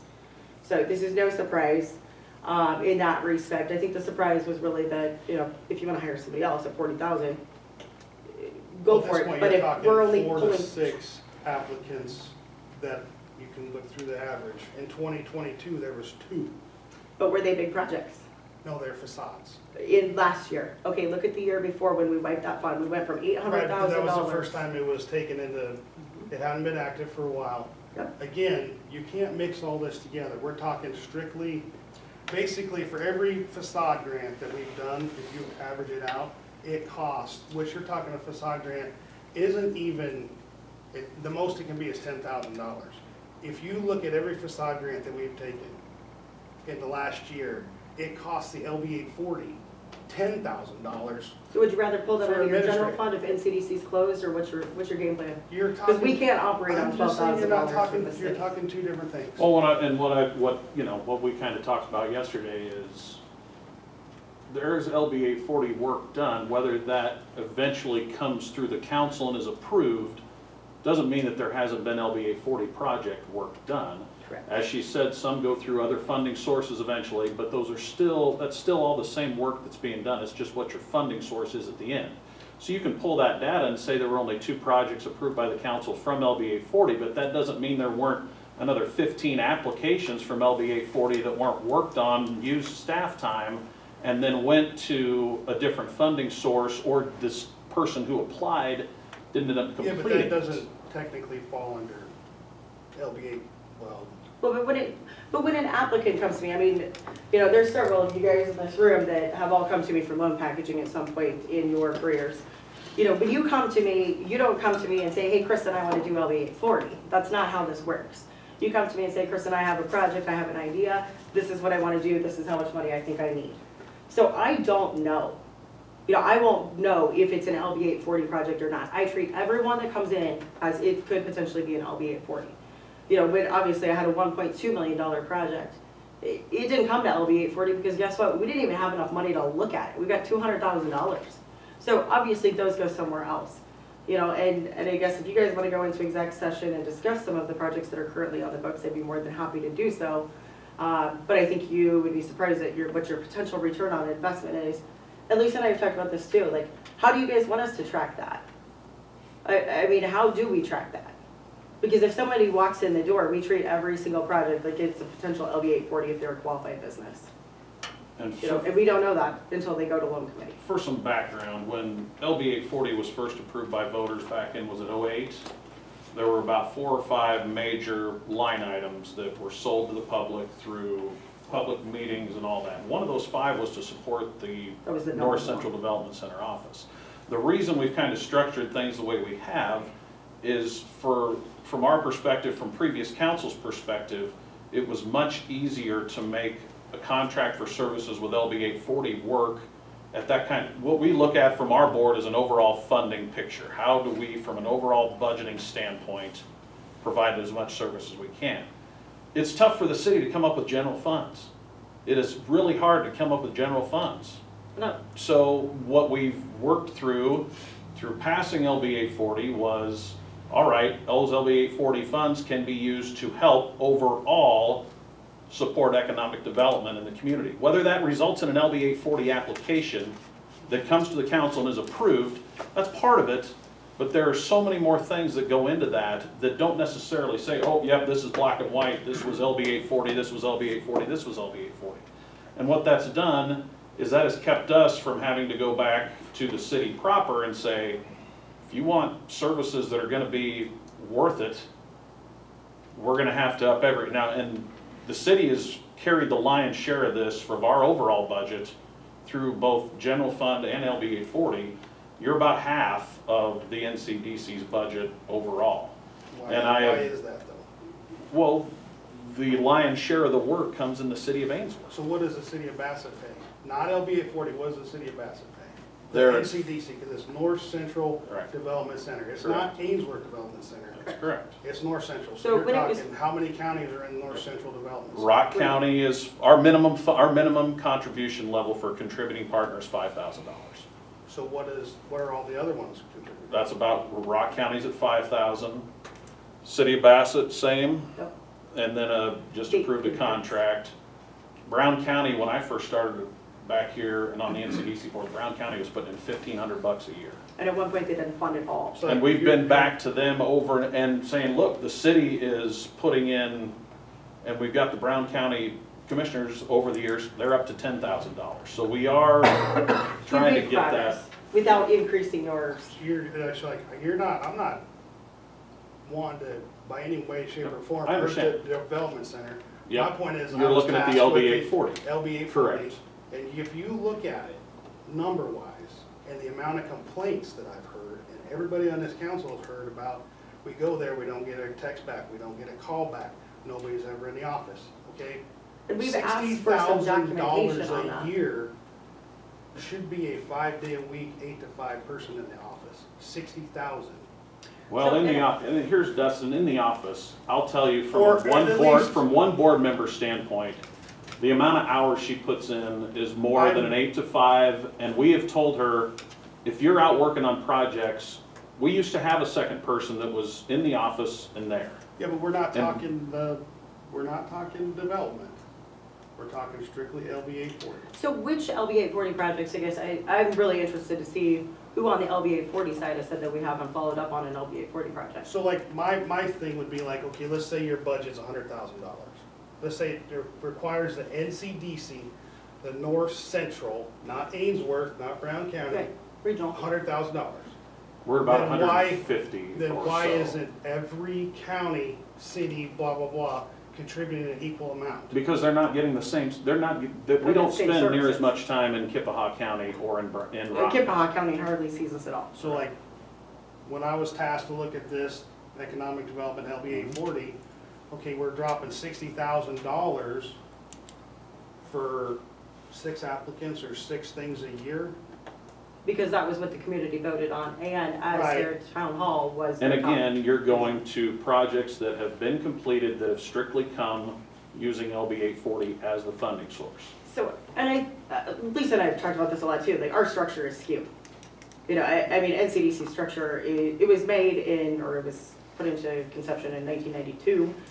It was originally when the Articles of Incorporation were filed. The office originally opened in 1993. I know when I came here, we had a $20,000 budget, total. You can't do much for $20,000. I was sleeping in my office to make sure that our office was kept open. I can't do that all the time because over the years, the projects have evolved. You know, every time that you make a business connection or you call me and say, hey, Kristen, I want to do this shop project, where's that coming from, Dustin? That's what I want to know. Where do you think that's coming from? Because I want to share 2 numbers with you and then I'm going to call it quits for tonight. Unless you want to go into executive session. LBA 40 program. I think we're getting. Well, you've asked me about an LBA 40 and I've asked you a question that I haven't gotten a response What's to. that? I asked you, I'd like to have information on who the LBA 40 applicants are that have not said they've not received a response or a callback or a text. I'd like an answer to that. Because I think my board member also asked you the question and you couldn't answer it. So I'd like to discuss that in executive session if you're willing to do so. Otherwise, NCDC, we meet next Wednesday. You know, we'll put together a proposal and we'll come back to you guys. But I do want you to know, this is a 2019 number because again, the new salary surveys and things are not out yet. 2019 operating budget for economic development. I'm not just saying LB 840. Every community takes it different. Org, Valentine, they're pulling all of the funds for admin. You have the right to pull all of your economic development budget. Dawson County is another prime example. 100% of their economic development program, not just LB 840, is funded through LB 840. Okay, it's not just the LB 840 contract. So 2019 operating budgets in Nebraska. So Greg just kind of mentioned where we fell this year. We're in kind of the middle of the road. 17.78% of offices fall in that range. But when you look at our competition, the next 17.78% of respondents are in the $201,000 to $300,000 budget, and 11.11 are at $300,001 to $500,000 budget. But the communities that are the most impactful, anybody want to guess what their budget is? And this is the majority of economic development offices in the state of Nebraska. Do you want to know what their economic development budget is? Greater than $500,000. That was 28.89%. And that was in 2019. So I will have you new data as soon as that comes out. Like I said, they promised me that they'll have it by the end of the month. But I think that's important to note that we're operating on a shoestring budget and we are doing the best that we can as a regional entity, as that's how NCDC was formed, because it was meant to be a regional. Because as we go through and we work on all of these grants, you know, the rural workforce housing is a prime one. We actually scored additional points because we work as a region. So it can't always be what's in it for me. Because, you know, a couple of years ago, you guys got all of the services and Bassett got nothing. You know, this year's a little bit different because I'm working on the community center building. You know, so yeah, they pulled a little bit more time this year, but we've also gone back to them. The county came on board last year. We asked them to increase their contribution, and they have again this year. City of Bassett increased their contribution and then came back with a $15,000 contract. So we're trying to work through some of these things. Like I said, the structure is not perfect. I didn't develop the structure. I wasn't here in 1992. I came at the end of 2005. So those are things that our board's going to have to work through if we're going to restructure and make it like a per capita basis. You know, those are options. The other piece, and this is actually 2023 data. So let's see, and I think I might have just already shared this with you. So average salary by years of experience. I have over 20 years of experience in economic development. Now granted, right now I'm a staff of 1 and a part-time person. My average salary falls between $96,203 to $102,131. So I can assure you that your LB 840 contract doesn't even pay. I don't even make as much as the LB 840 contract. I have no problem disclosing what I make.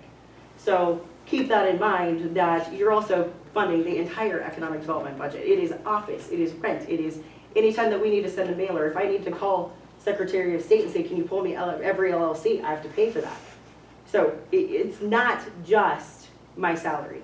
My salary is not even a eight-figure contract, you know, so keep that in mind. Anyway, I guess, you know, that's what I'll leave you with. I think the big thing that I try to separate is economic development's an overall umbrella. We can talk about black and white, this project was funded from LB 840, this project was funded from LB 840. Doesn't mean that that project wasn't worked on, it could have started as an LB 840 application. Oh, it's gonna take $400,000. We don't have $400,000 in the LB 840. So it's going to an outside state or federal funding source.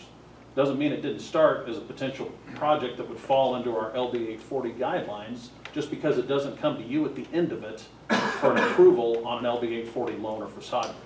That's where those come from. LB 840, when it was initially passed, was to help the city fund economic development, to make impacts that are going to last for generations, and to do that without having to burn their general fund. That's that extra 0.5% sales tax that we're getting charged every time we go everywhere. We went a lot of years without charging the people that spent here. And to do that, it has helped alleviate what's always a horrible situation for the city on general fund expenditures. So by having that other pool of funds, that helps provide some of that. And you look at some of the things economic development has done, whether it's through an LB 840 application or other. And we can, you know, if you want to, if you're more comfortable saying, all right, well, we'll put in $20,000 or a per project basis for LB 840 contract, okay, that's fine. But as a board member, I'm going to come back to you and say, well, when I'm coming to your general fund and saying, for our office to operate, your general fund contribution is going to have to go from 12 to 50. And the county's going to have to go from, you know, that's the way we're going to have to do this. So I look at it from a standpoint of it, the LB 840 originally helped the city, help provide economic development without having to break their general fund budget, without having to have an on-staff person paying those benefits, doing all that are tough to find. Ask Bassett, they've been through 4 before they came to us. And I look at it from what has that development center done for this community over the last how many years? How many businesses are still open because some of that work's done? Yes, granted, Ainsworth is in a much better position to have more funding sources than the other communities we work with. How many, you know, you look at before, when the housing project was going, I showed you guys yesterday, I just paid a property tax bill. That site where I'm at was bringing in about $150 a year in property tax. I just paid a city property tax bill, just the city was $2,500 and change. And you're getting that every single year. And that goes into your general fund coffers that helps do some of the things like paving and some of those things. And all that starts with economic development. So call it what you want or call it where you want it to come from. That program has more than paid for itself to this community over the last decades. So I'm all open to how do we fund it. That's fine, we can have that conversation, but at the end of the day, it needs to be funded. And the city is, without a doubt, the main beneficiary of those funds. And I will give you, the county is another main beneficiary, and you can see what your county line item is on all these projects that have gone in that have helped your tax base. So, what was your budget again, you said, roughly? We're about $150,000. Is that you? It's going to be fairly close. Pretty close. Maybe we might even be a little bit under. And we'll be potentially over that when we sign a contract with Bassett, which he has got to go do. But I just want to leave you guys with the fact that we're a volunteer board. From our standpoint, we're doing the best we can with what we have. I'll tell you right now, I'm amazed she's still here. That's coming from one board member. She could be making double what she makes here anywhere else. And for me personally, I had no idea that all the things that you're doing. Yeah. So, I mean, I think some of this It's could education. be a communication thing, Okay. where I think it would definitely uncloud some people's minds if we knew what this was all being used for, such as tonight, you come in, you told us all these projects. I was not aware that this stuff was going on, so naturally, if you don't see this stuff going on or know it's going on, you think it's not being And I think that's used. partly like I mentioned at the beginning of my report is I don't always, because when I'm on the agenda for a quarterly report, it's an LB 840 report. You know, and I do a horrible job of promoting all of the things that we do. I mean, I think I get written off probably, that's the one thing that shows up in my annual review every year, is, you know what, Kristen doesn't take the time to document or do news releases, and I'm not taking credit for anything. You know, I have been pretty adamant about that since 2005, and Jerry Ehlers and I have gone round and round until we have to throw a white flag and say we're done for today. But, you know, just like the golf course, you know, these guys are in here today. They called me a little bit before. They've been working with them. I probably wouldn't have even updated you on that, other than the fact that they were here tonight. So, you know, I sometimes forget too. I bebop from meeting to meeting to meeting, you know, and we're trying to eliminate that, and like the structure, you know, we went from having, like I said, a $20,000 budget in 2005. You know, so things have changed. Now, have they changed rapidly, and have we actually changed the charter or the articles of incorporation? No. But I think we've gotten ourselves in a better position because not every community is on the same page. You know, LB 840 is not even available in Kippaha County. They don't have it. We've tried. Because that becomes a tool for them to use too. You know, City of Bassett, they didn't have it. They modeled it after us. They actually failed once. They came back to us and said, Kristen, come help us. So we did. You know, because I think the original, you guys, some of you have been here before, my time, the original thought was, how do we work together as a region? You know, all of our services, you've got hospitals, you've got schools, everybody has infrastructure issues. It doesn't matter which meeting I go to.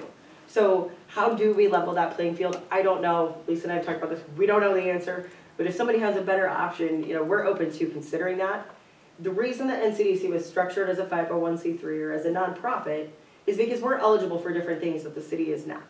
So if you combine economic development all over to the city, you've eliminated one of your pieces of your toolbox.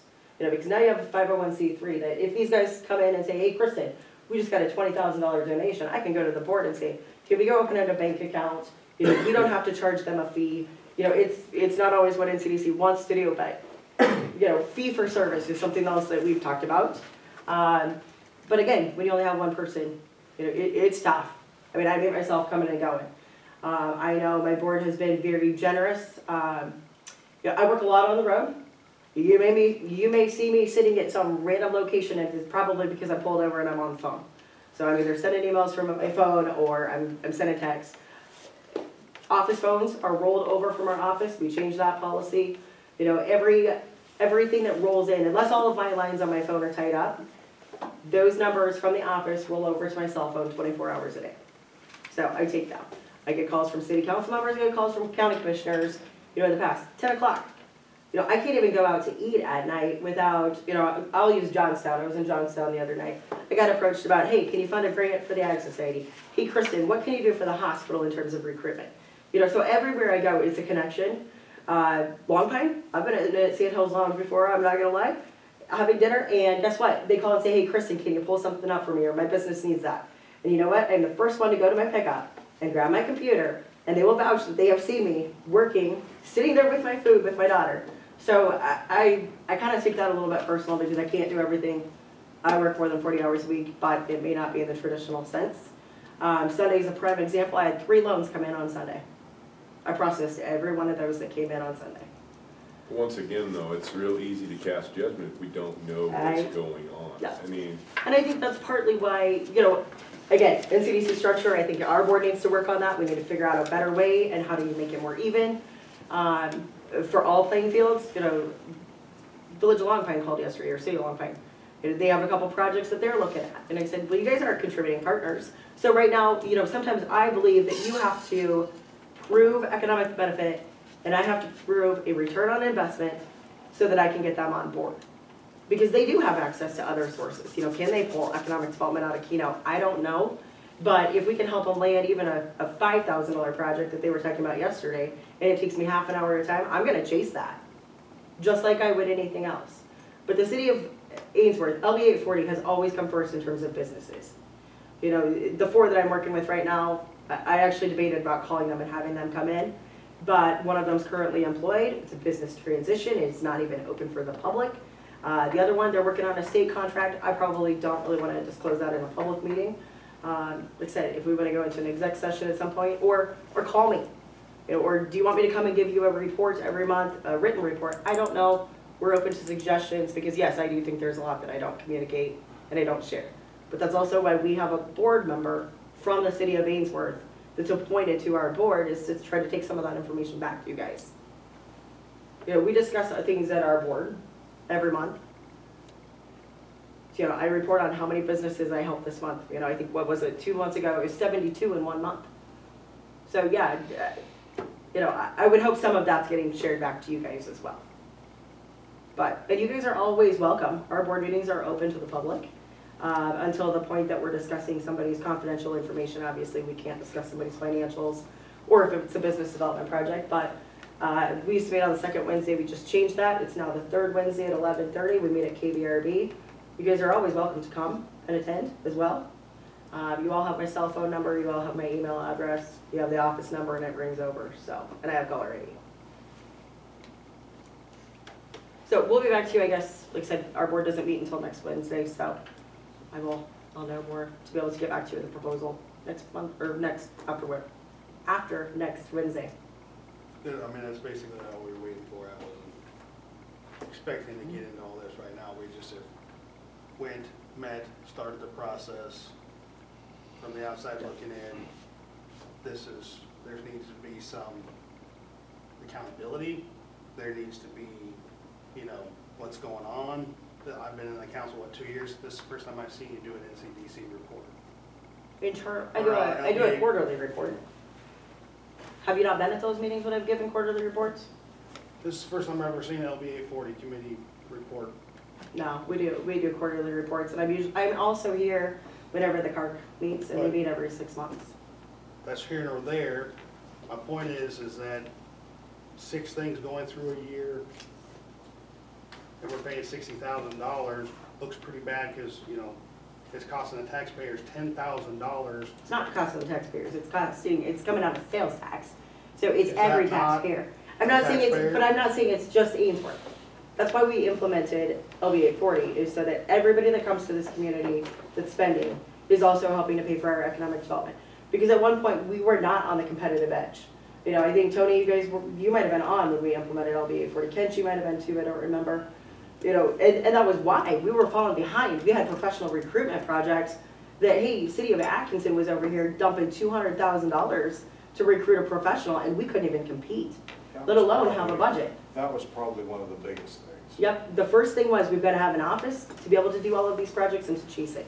The next thing on there, so there was a list of 5. We actually had a list of 20. It was broke down into a top 5. Housing was included in there. Professional recruitment. The number 1 was funding the NCDC office. So we had to have somebody to do the work. Because you can have money, but if you don't have somebody to do the work, what happens? So number 1, fund the NCDC office. Housing was on there. I believe recreation was on there. So ironic, here we are years later. You know, we're finally getting to some of those things that maybe weren't top priority at that point.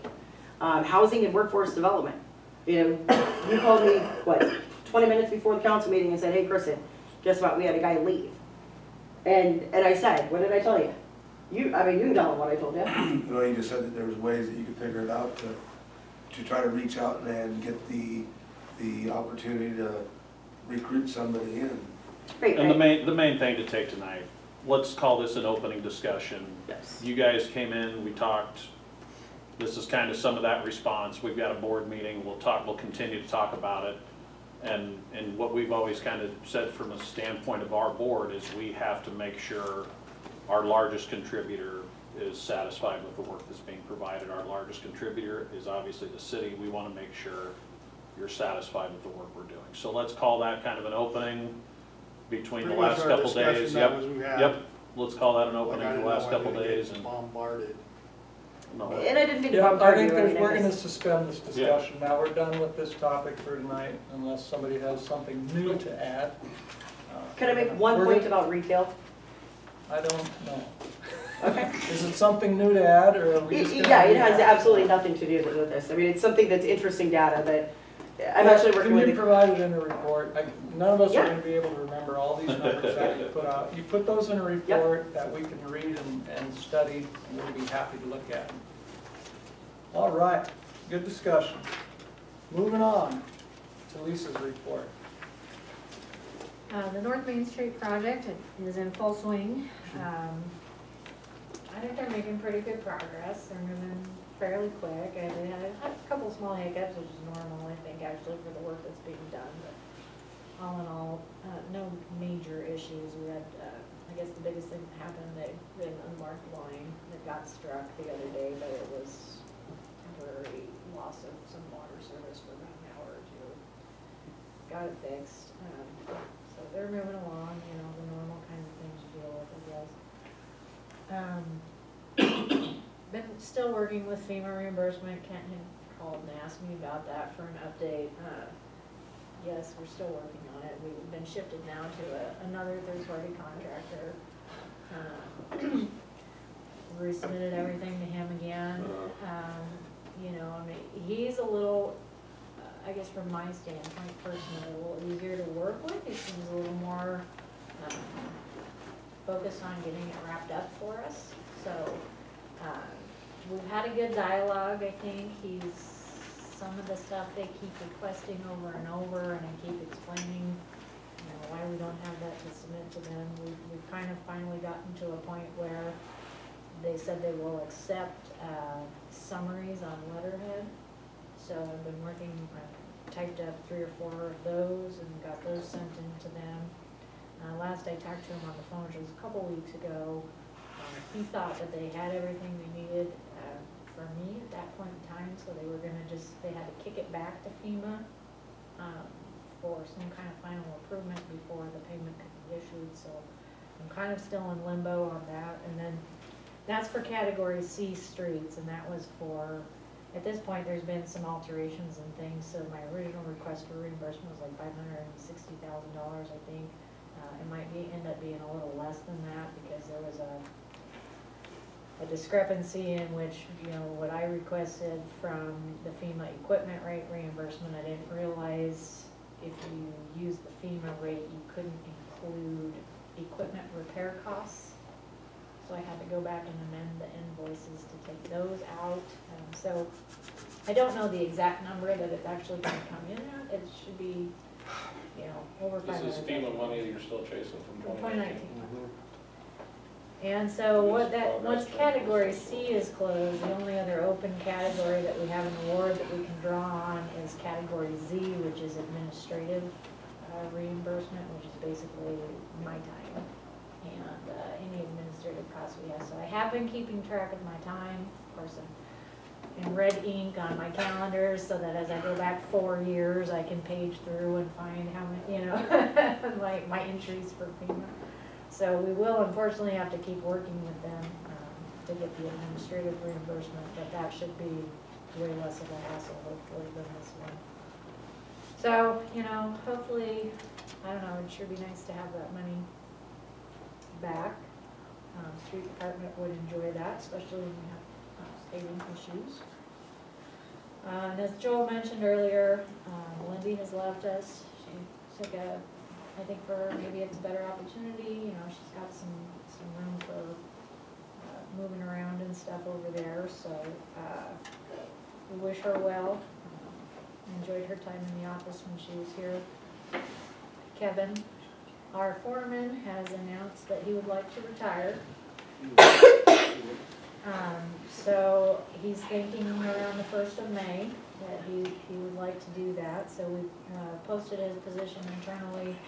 We did have some interest from a current employee, and so Jade Egel, our current garbage truck driver, is going to be taking over those responsibilities as the foreman when Kevin retires. And so as such, we're having active advertisement out, and I need to get it to the radio too to put out there for Jade's position.